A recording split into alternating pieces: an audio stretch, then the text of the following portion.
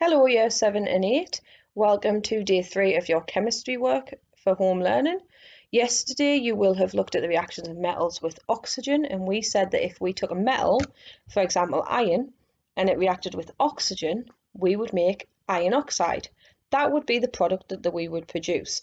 So our reactants are the iron and the oxygen, and our products would be the iron oxide. Now, if we go on to today's lesson, we are going to look at firstly water, and then we're going to look at what happens with acids. So if you dropped a vitamin tablet, which is mostly made of calcium, into some water, straight away you see that starts to bubble. It might fizz about, might make a noise, the water will go very cloudy, and then it will disappear. That's what happens to calcium, and that's what happens to most of the metals in group 1 and 2 when you put them in water. We actually say this reaction's quite vigorous, because if you dropped a penny into the water, it wouldn't fizz and bubble and disappear like the calcium does. So it's quite a vigorous reaction, really fast, really intense. Now, what has actually happened to the calcium? Because it's got to have gone somewhere. So when a metal reacts with water, it makes something called a metal hydroxide, which just means a metal and hydrogen and oxygen, and hydrogen gas. So you would see that's why all the bubbles are forming. Now, a metal plus water makes metal hydroxide plus hydrogen. There's your word equation. And loads of you did word equations yesterday, and the one thing I need to say about it is that loads of you got the reactants right. You were really confident all your reactants were right, and I was really pleased. And some of you just mentioned one of the products that are produced in some of these reactions, and you can actually have more than one product made. Like in this instance, you've got metal hydroxide and you've got hydrogen gas. So what does that mean for the calcium reaction then? This metal here would have to be replaced with calcium. So this should say calcium plus water makes calcium hydroxide. So we've replaced the metal there with calcium and hydrogen. And for any metal that you put into water, that will happen. You'll get hydroxide and you'll get hydrogen. So just remember that, because that's going to form the base of the lesson. Now, you are then going to watch this video. Now, this is what we would normally do in the lab. I would get the big ball out, I would get a big chunk of lithium and sodium and potassium, and I would throw it into the water, and you would see what kind of reaction happened, and we would describe it. So instead of doing that, because obviously I don't have these metals at home, they're actually really reactive. You've got to keep them in oil, and if you leave them out in the lab, the school can actually get really wrong for doing that off the government. So we have to make sure that we're really safe with these metals. They're really easy to cut, so they're not like iron or aluminium where you can't really cut into them. They are really soft. It's almost like cutting into one of those candy, well, I don't even know what I'm going to say. It's like cutting into something really soft. So once you've watched that video, you're going to fill in this table, and if you click on the table, it'll bring up a box and you can just type into it, and all you're doing is you're describing what happened. Did you see a flame? Did it bubble? Did it move around in the water? Was it making a noise? Did the lady jump back? What was happening? Now, in the next one, on the next slide, if it comes up, I'm having a good day today, year 7. Oh, there we go, an 8. For each of the reactions you've just watched, write the word equation. Now, if you are thinking, oh, I didn't catch the names of the metals, they're in the table. So you are doing the reaction with what? For lithium, sodium, potassium. So what are they reacting with, and what were the two products that will be made? And if you do need help, just nip back to that slide with the calcium on, because that one's got the equation on there. Now, after you've done that, we have another little part for you to do. So there's a nice video there that shows you some of the more reactive group 1 metals that you can watch. It is Brainiacs. They do blow bathtubs up, and he does hide in a caravan. The next one. This is a task that I want to make. So every lesson is one thing that I tell you that I'm going to pay loads of attention to. And this is what I'm going to pay loads of attention to in this lesson.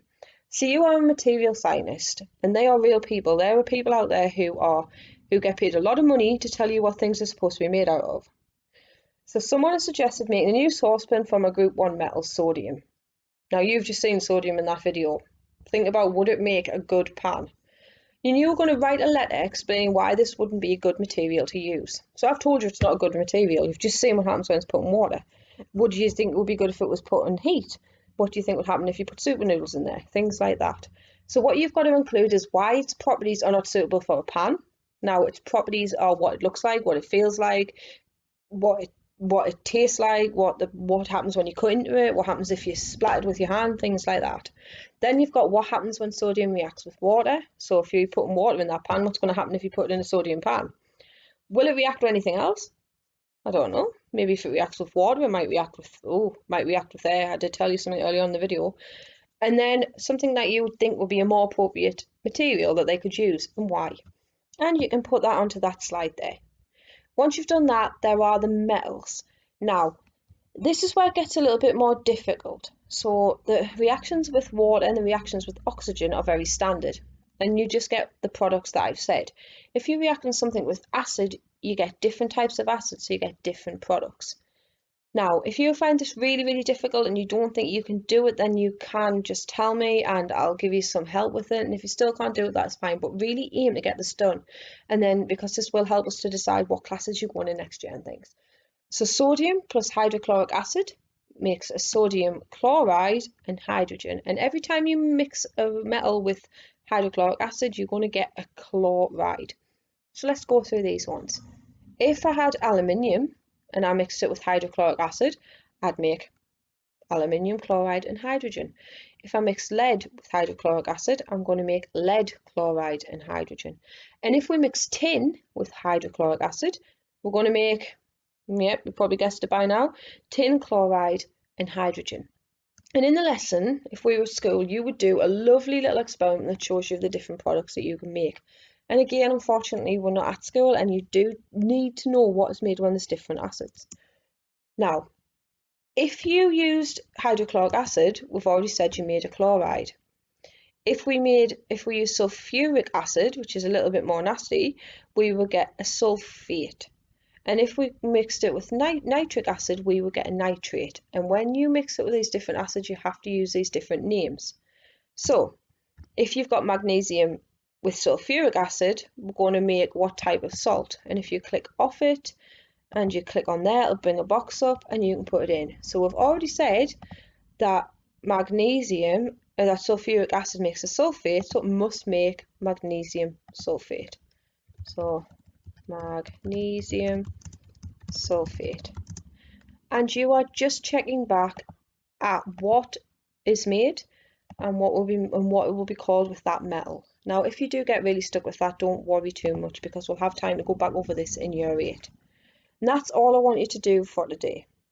So have a good time with that. If you need some help, please email me or one of the other science teachers and just do the very best you can, because it is getting a little bit more difficult, because this will be midway through the module by now and you'd have learned a lot and would have done a lot of practicals.